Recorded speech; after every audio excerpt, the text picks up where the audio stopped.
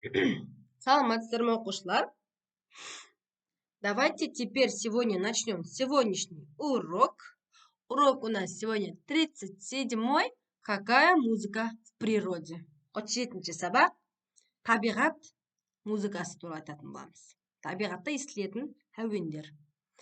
Остановись и оглянись, какая музыка в природе.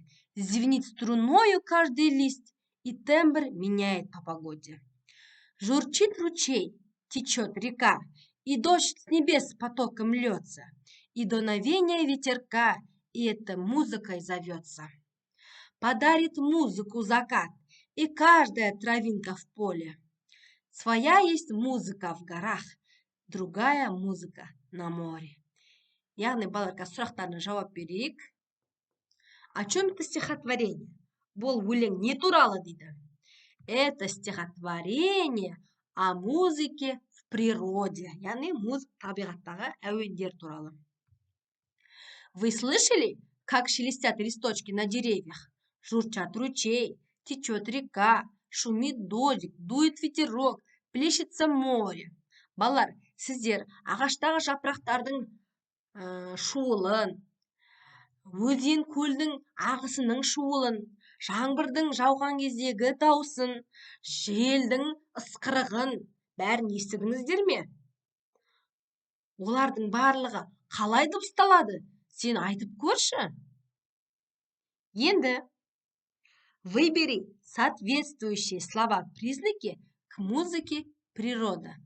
Шелестят листочки, журчат ручейки, дует ветерок, плещется море. Яғни, мына жерде бізде подсказкалар берілген, соны тауып жазуымыз қажет.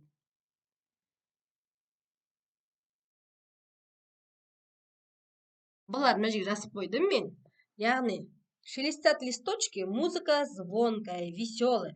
Журчат ручейки, музыка задорная, ласковая.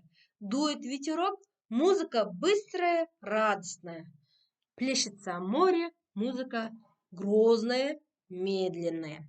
Балалар, мына жердегі барлық жазған, қызылмен жазған сөздердің барлығы это слова, признаки, немесе имя прилагательное. Барлығы какая деген сұраққа жауап береді. Ары қарай. Балалар, бізде келесі жаттығу упражнение второе прочитай. Оқу керек. Балалар, бұл жақта бізде атақты күйші Құрманғазы Сағырбайұлы туралы айтылған мәтін. Тыңдайықшы. Құрманғазы Сағырбайұлы великий народный композитор күйші. Құрманғазы Сағырбайұлы ұлы халықтың композиторы, ұлы күйші. С ранних лет он играл на домбре, и все люди восхищались его игрой. Ол кішкентай кезінен домбырада ойнайтын, және оның бұл ойнау әдісіне жұрттың барлығы таңғалатын. Құрманғазы очень любил свою родину, степи, горы, народ. Құрманғазы өзінің халқын, отанын, жазық даласын, тауын, халқын өте жақсы көретін. Лучший его күй Сарыарқа. Оның ең керемет күйлерінің бірі Сарыарқа. В этом күйе он передал красоту золотой степи и свободный дух казахского народа. Бұл күйде ол өзінің табиғатының ең кереметтігін және қазақ халқының еркіндігін көрсете білген. Музыка в күйі Құрманғазы светлая, радостная, быстрая, веселая. Құрманғазы күйлерінің барлығы көңілді, өте көңіл күйді көтеретін, ашық және тез орындалады. Құрманғазы помнят не только в Казахстане, но и во всем мире. Его называют отцом күйев, потому что он создал свыше 70 күйев. Ол оны барлық жерде күй атасы деп атайды. Өйткені ол 70 күйден де көп күйді ойлап тапқан екен. Балалар, білесіздер ме? Күй дегеніміз бұл аспаптармен орындалатын музыканың бір түрі. Ал күйді орындайтын адамды біз күйші деп айтамыз. Балалар, мына жерде сұрақтар барлған екен. Осы сұрақтарды жауап беріп көрейін, бірақ негізі барлық сұрақтың барлығы мәтінде бар. Какой күй Курмангазы называет лучшим? Лучше его күй Сарыарка. Что он воспевает в этом кюе? В этом кюе он передал красоту золотой степи и свободный дух казахского народа. Выпиши это предложение из текста, подчеркни слова-признаки. Балалар, жаңа мен соңғы оққан мәтінді көшіріп жаз дейді. Яғни, мынаны. В этом кюе он передал красоту золотой степи и свободный дух казахского народа дегенді көшіріп жазасыздар. Осының ішінен слова-признакты табуымыз керек. Яғни, он передал красоту какой степи?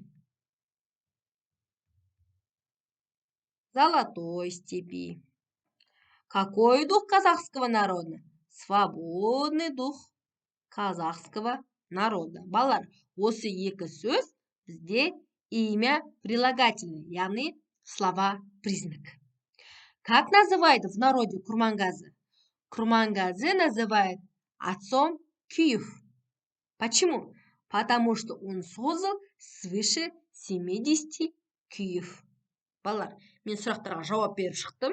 Түсінбесеңіздер, қайтадан осы жерлерін тыңдаймыз. Барлық сұрақтың жауабы мәтіннің ішінде бар. Арғарай. Ал енді балалар, келесі жаттығуда бізде диктант жазуымыз керек. Яғни, бірінші жақсылап қарап алайық. Жазылулар. Композитор. Композитор деп айтылған кезде біз қате жазып қоюымыз мүмкін. Есімде сызықта бар. Композитор. Курмангазы. Күй. Күй. Орысша қалай жазылады? Күй. Домбыра. Домбыра. Сарыарка. Сарыарка. Золотая степь. Золотая деп айтылуы мүмкін. Жазып қоймаңыздар. Золотая степь. Оркестр. Оркестр. Стыр. Есімізде сақтап жазаймыз. Қарап аламыз, айтып шығамыз, ауызбен әріптеп, және кітапты жабамызда өзіміз қарамай жазып көрейікші. Жарайды ма? Арғарай. Упражнение 4. Сравни. Салыстыр дейді. Рассмотри картину Кенбаева «Ловля лошадей». Какую музыку ты бы подобрал к ней? Балалар, мына жерде бізге суретті қарайықшы. Мына жылқыны асаулап ұстау суреті екен. Қалай ұстап жатқандығы, мысалы, екі міне шабандоз, қолдарында арқандары бар, жазық далада шауып келатыр. Өте мықты жүйрік ат ұстап алу кезінде қандай музыка шығарар едің? Енді қарайық.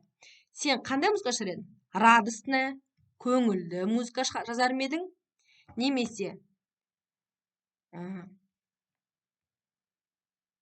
гордая, мақтанышпен, печальная, немесе мұңды күй шығарар ма едің?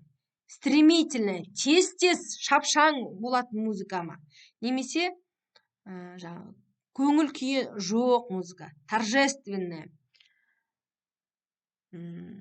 Торжественная деген қалай аударуға болады? Яғни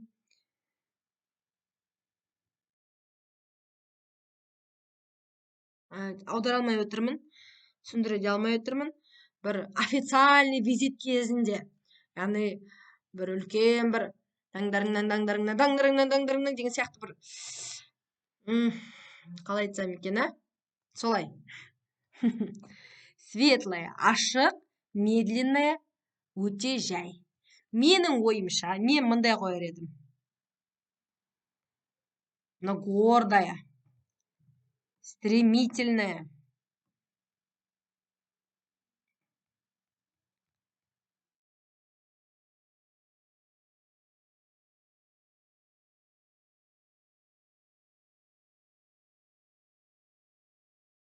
өзім ойымша көңіл күйді көтеретін өлең шығар едім, яғни тез ырғақты орындалатын, қазақтың бүкіл жазық даласын көрсете білген, аттың шабысын тұяғының дыбысын білдіре білген музыка шығарар едім деп ойлаймын. Балалар, сіздер не ойлайсыздар? Осы сөздерді дәптерге көшіріп жазамыз, және бұл суретпен біздің бағана Құрманғазының күйін музыкасылармен не байланыстырады, соны табайық. Музыка, красота родного края и рисование. Меніңше, красота родного края, яғни өзіміздің отанымыздың табиғатын көрсете білген күймен де, Кенбаев өзінің суретімен де. Сол екеуі ұқсастық деп ойлаймын. Ары қарай келесі жаттығуға өтемін.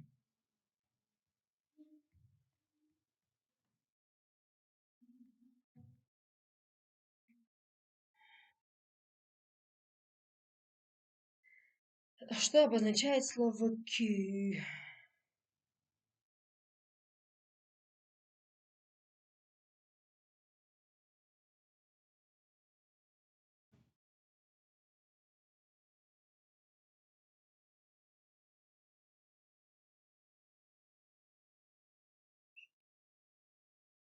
Гаку,